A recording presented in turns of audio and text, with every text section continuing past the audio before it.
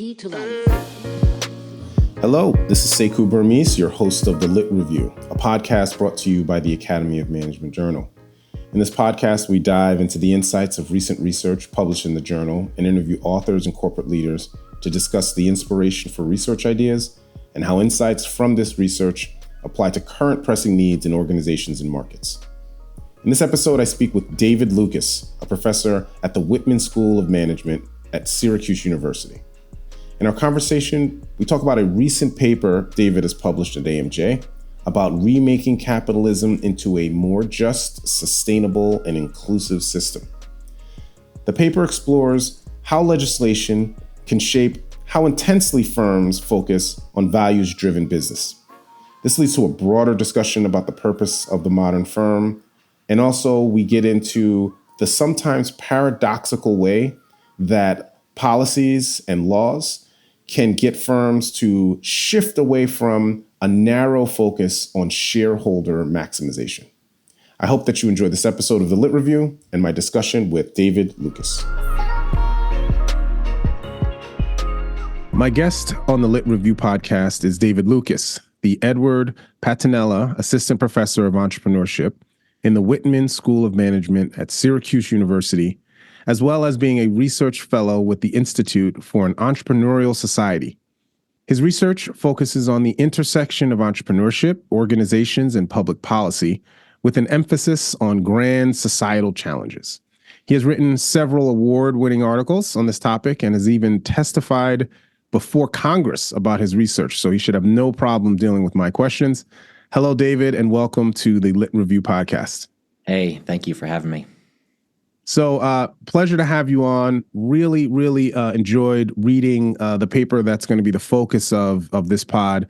And so why don't we dive right in? And so this is a paper that you published with Matthew Grimes and Joel Gehman entitled Remaking Capitalism, the Strength of Weak Legislation in Mobilizing B Corporation Certification.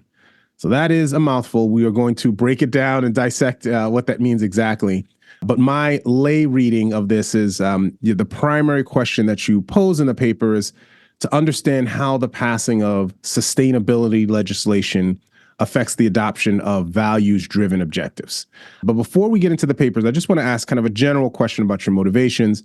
What got you interested on this topic about capitalism and its remaking, so to speak? Sure. Well, thank you again for the opportunity to be here and to talk to you about this. My journey into this topic is, I think, maybe atypical. My sense is that many of the voices in the conversation around remaking capitalism come at it from the starting point that this is a broken thing and either the cause of, or at least partly responsible for most of the things that are wrong in the world. And in that sense, the goal of the remaking is to move away from some of the key principles of ownership and exchange and maybe move toward the state increased direction of economic activity. But I actually kind of tend to come from the opposite starting point. I think that societies that have celebrated ownership through the protection of property rights and emphasized organizing to engage in voluntary exchange through price systems, that those are the ones that have effectively allocated scarce resources to not just create billionaires, but also to yield massive reductions in extreme poverty and increase human flourishing. So that's kind of my starting point, which is a little different from maybe others in this. But I can hopefully walk and chew gum at the same time and recognize that there's many things that we see in our current manifestations of this, which are not just an ideal type, but a real world where we've seen cronyism, reductions in competition, growing concerns about technological change that suggest maybe we need to rethink what the use of knowledge and the creation of incentives for organizations, how they're governed. And that comes from public sources, but also private sector as well. All right. So you are on the side of capitalism. You love capitalism, I would say. You love it so much that you want to remake it to make it better. I believe that every system is flawed and that people are also flawed. And so finding ways to make us better versions of ourselves, that's often an incentives question. Yeah. All right. Well, you said incentives twice. So I guess the cat's out of the bag. You are an economist. You are trained as an economist because you love incentives. We'll get to this later. I did not guess you to be a trained economist based on kind of the topics here.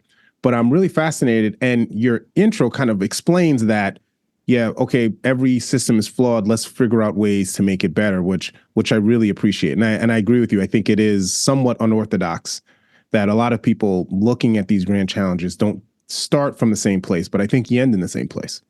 So with that said, let's dive into the central phenomenon. And I'm going to ask you to help us out here, because this is a paper that I admittedly had to read and then reread the intro to make sure I understood it. And there's a bit of a nuance here to this that I think is really useful and valuable. So could you quickly define for us the top pieces of your paper around benefit corporation legislation? That's one thing. Yes. And B corporation certification. And that's another thing. That's a different thing. Absolutely. And that is confusing. It's a fantastic question. You're not the only one who's confused by that. You see it in the media all the time. Policymakers who are passing laws about this are using them interchangeably, and they're not the same. And even in academic papers about this, which is maybe the funniest one, because hopefully we have a responsibility to start to get this right if we're talking about it. So there's these two levers or sources of governance for organizations that we look at in the paper.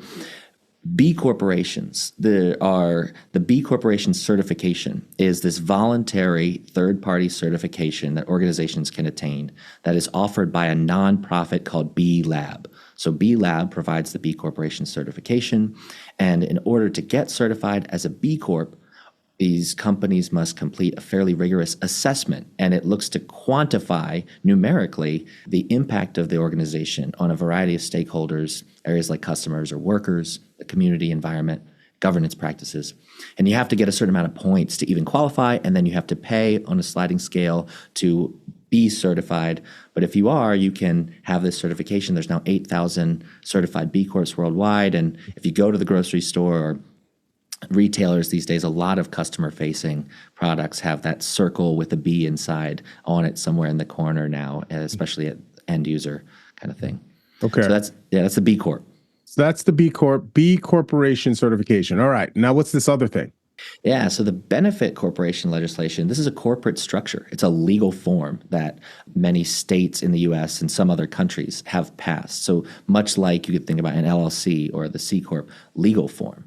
So this is intendedly an alternative corporate structure that builds on those existing for-profit regimes, but adds some additional requirements about the reporting of your impact and any public benefits that you're trying to produce, and several different stipulations alongside of that.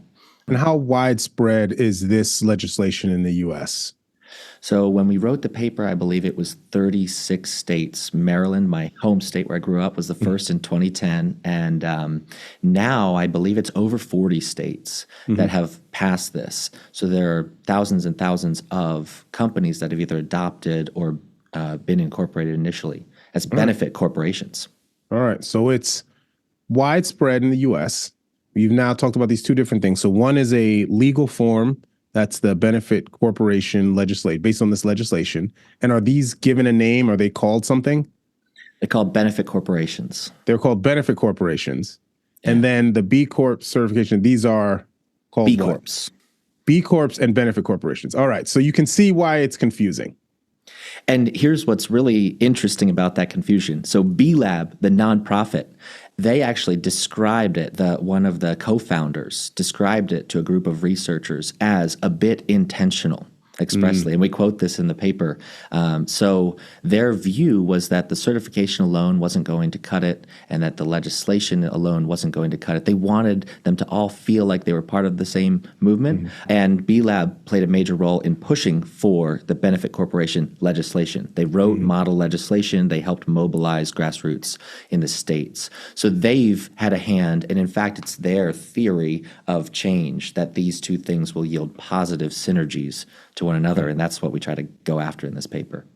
All right, and so I love this. So this is good because it's leading right into kind of what you believe are some of the key findings here for the paper. And so could you kind of lay out what the paper is talking about? Because this idea of the confusion, the purposeful confusion of these two, I find to be really interesting.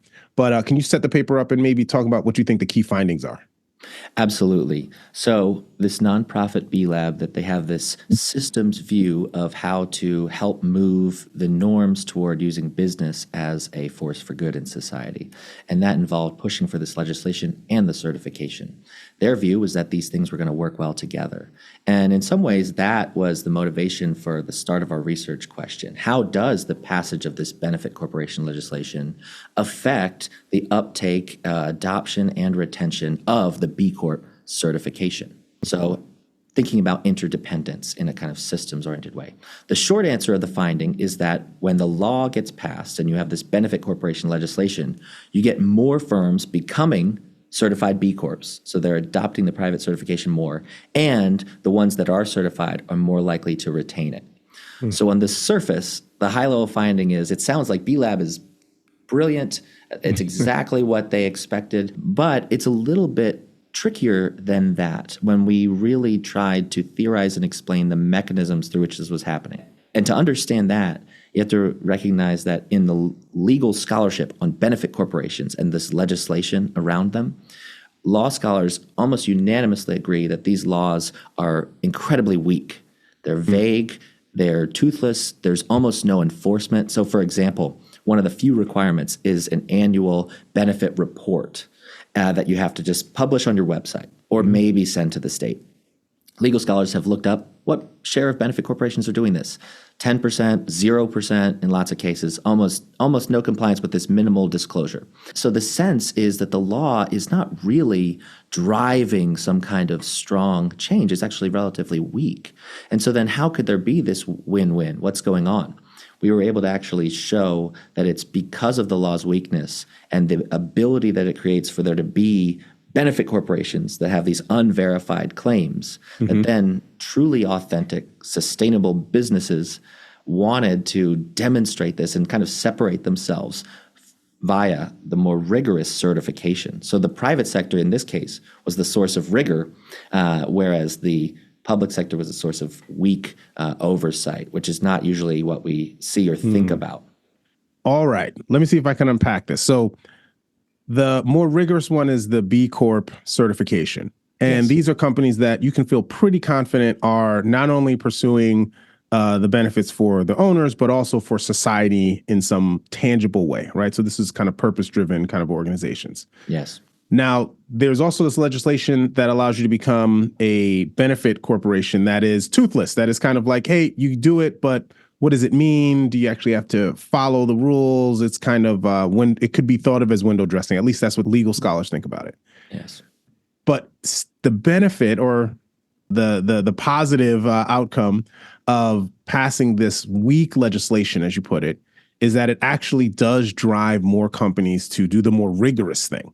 Right. And so while so this is kind of thinking about what is the upside to weak legislation. Is that kind of a key? Is that a good synopsis of the takeaway? Beautiful. I wish we had you as a co-author to help state it so clearly. That's fine. Well, I'm doing it now, so this will be great. For the follow-up, talk to Joel and Matthew. Add me on there. So this is good. Were there any unexpected findings? Right. So that, to me, is somewhat paradoxical. And I always wonder, did you go into this thinking this would be the case, or was this something that you discovered? And so can you give us some behind the scenes, anything that was surprising that maybe even wasn't in the paper? Yeah, great question. Well, initially, when we started to think about this legislation, we had B Lab's story in mind. But quickly, as we started to read up on this, the sense was that it was a weak form of law, and we became very skeptical that it was going to yield benefits in terms of the certification. So that was surprising. We were pushed and encouraged throughout the review process to really build out and test the mechanisms of the strength of the law. So we ended up coding different legislation across the states for two different forms, one of which had very clearly as weak as could be, and the other was B Lab's preferred model, and that was a little bit stronger of the law. They said this is how you should do it, and the ones that deviated and took the bare minimum that was driving the effect of this initial certification. So that was surprising, I think, in the process.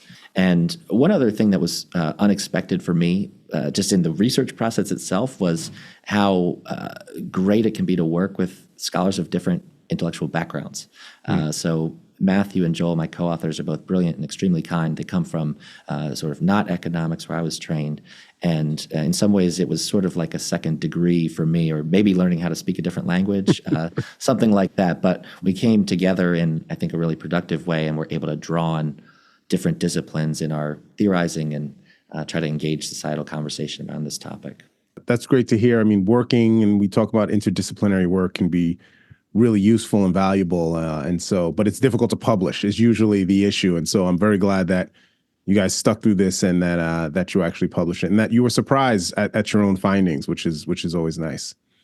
All right. So I want to expand out from the paper a bit, and particularly around the paradox of the strength of weak legislation, right? As I don't know if you coined that term, but if you didn't, you should.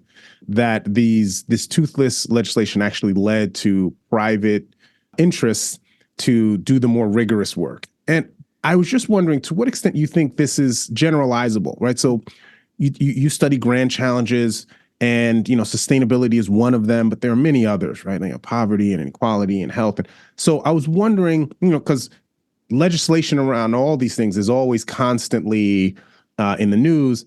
And to what extent do you think this idea of the strength of weak legislation might actually be applicable there? Great question. I think it's widely applicable. On the one hand, in this context, the kinds of businesses that are engaging in this are doing all different forms of social impact, whether it's related to the environment, employees' rights, human suffering. But even beyond this specific context of the B Corps, benefit corporations, et cetera, I tend to see policy when it's most effective at helping organizations and individuals to engage with each other in positive ways. It's usually enabling rather than mandating in terms of, especially since moral values are so contested ideologically and otherwise in our culture, putting organizations in the driver's seat, and then in that way putting customers in the driver's seat to decide what values are really important. So as two small examples of this. One is that Joel Gehman and I have sort of follow-up work thinking about other legal interventions, especially targeting like social ventures, especially those that are nonprofit moving into the market side. And one of the policy things that has been adopted in many countries is trying to introduce limited profit distributions. So this is a strong rule that says you can only distribute up to a certain X% of your profits to your shareholders. And that way we balance this tightrope of social and economic goals. And our work seems to be suggesting that that actually yields negative unintended consequences for the organization, because it's this strong rule. You can exactly this much, and that's just the right amount, trying to find some Goldilocks mandate, rather than maybe trying to enable ways for organizations to demonstrate and prove their impact and their balance of those things. That's one example. So what I love about this is that you're putting a lot of faith in the market and in organizations, right? That if given a basic guideline, or if given at least an opportunity to do better, to do more, right, to benefit society, that they will take that on and kind of carry it forward, as opposed to the view that, well, unless you kind of force them, organizations are going to kind of do what benefits themselves and not others, right? And so do you think that that's a baked-in kind of assumption into your worldview, or do you think that's something that you gained from the research? Great question. I might restate it slightly. Rather than putting a lot of faith in organizations, I'd try to put comparable faith across all the different ways that we could try to govern action. And so people often say, well, government has to come in and make them be good. But then why would we put faith in humans in one context versus humans in another? It's usually a function of knowledge, what resources they have to know what the right things to do, and then the incentives to do it. And that's the economist in me coming out there. But so my worldview is informed by economics and by my Christian faith, and those two things together try to take a balanced view and then say which of these structures is going to best enable us to engage. And so is it faith in organizations? Not particularly. They could still get it wrong. But maybe it's skepticism that is imposed on all parties across sectors. Healthy skepticism that is equally distributed, public and privately. And I think I kind of like that, because it's in a lot of the discussions that you see about, the public-private and government intervention, non-government intervention, there's usually some demonizing of the other side. And I think what you're saying is they're both people, they're both fallible, but they're both trying to do what's right for the organization, which should be in the best interests of society. And so maybe allow the space for that to happen might be useful. That's good. So a healthy dose of skepticism with some faith. I like it. So last but not least, you mentioned, and I've already alluded to this fact, you were trained as an economist, and I found that really interesting because, again, due to the nature of a lot of your work, which is, really impressive, but really focused on how we can rethink the purpose of organizations, right? And, the field of economics and in large, a lot of people within, my field have adopted this kind of shareholder maximization view as what should be, and this is a little normative, what should be the purpose of an organization. And a lot of what you're talking about in this paper is, the idea of a B Corp or a benefit corporation is that the purpose is not just shareholder maximization, it's some other things. And so what do you think about kind of that current dialogue around the purpose of the modern firm? I think that for all of the value that the shareholder maximization view has added, and it's added quite a lot, it's sort of been presented as an amoral, non-moral side of the argument. And I think that's a losing way to present the case, in part because organizing doesn't happen in a vacuum, nor does capitalism. And that means that there are human beings in a political, social, and economic structure all at the same time. When Milton Friedman wrote about the social responsibility of the firm, one of the fascinating things that is often overlooked is that, yes, the primary obligation is to shareholders to maximize these profits, but there was this little phrase tagged on within the rules of the game. And that's really interesting because in many cases, increasingly, we're seeing that the rules of the game, the policy that what denotes, quote unquote, fair competition or what should be done is actually endogenous to the interests of organizations, meaning they can influence the policy. So if you're trying to maximize profit with respect to constraints that you can control, where does that place you? So at minimum, at best, it places the government in the position of the moral arbiter. Whatever the rules are that are legal or that pays to break the rule, maybe in a rational sort of corporate crime framework or whatever you want to say, we're basically saying, okay, then the state becomes the determinant of whether or not we should or should not do things, even though they're acting like it's the market. And so really there should be a moral foundation for action that informs how we go about this. And I think that some of these forms, these new corporate structures or certifications may enable that in a way that still brings out the best of what ownership and exchange and markets can offer. The role of morality in talking about kind of business and strategy is definitely something I find myself talking about more and more, particularly in my classrooms. When I'm talking about topics with my students, and we're talking around and around, and I was like, well, I think at the root of this is, what do you think is right in some way? And if we agree on that, then I think the rest of it follows. But if we disagree on that, then that's really where we need to have the discussion. And that usually gets us to the point. So do you feel that there is maybe room for more discussions about morality in thinking about the purpose of firms and legislation and the like? Absolutely. And I think if we act like there is no moral underpinning of our position, then we will vilify the other side with acting like we are not doing so. But you see it everywhere with the discourse presenting one side as good and one side as evil, but not particularly engaging what are the values that we're trying to go after, which of those are common, and then how do the means that we're trying to pursue those things yield these ends, or do they go a different direction? And often it's that disconnect that could be analytically assessed more carefully in our debates and our discussion, rather than the moral values themselves, how to get there. Yeah. Wow. All right. Well, I look forward to you resolving all of these questions, you and Joel, in your next couple papers. It's great. I think the Nobel Committee is looking forward to reading all those things. All right. Before we go, 2 questions that I like to ask all my guests. The first is recognizing that a lot of our research is driven by phenomena that we see out in the world that we don't understand or we struggle to comprehend. And oftentimes that is the inspiration for research. And so is there anything kind of happening right now that really piques your curiosity? Any sorts of events or patterns or behaviors that really make you say, like, what's going on there?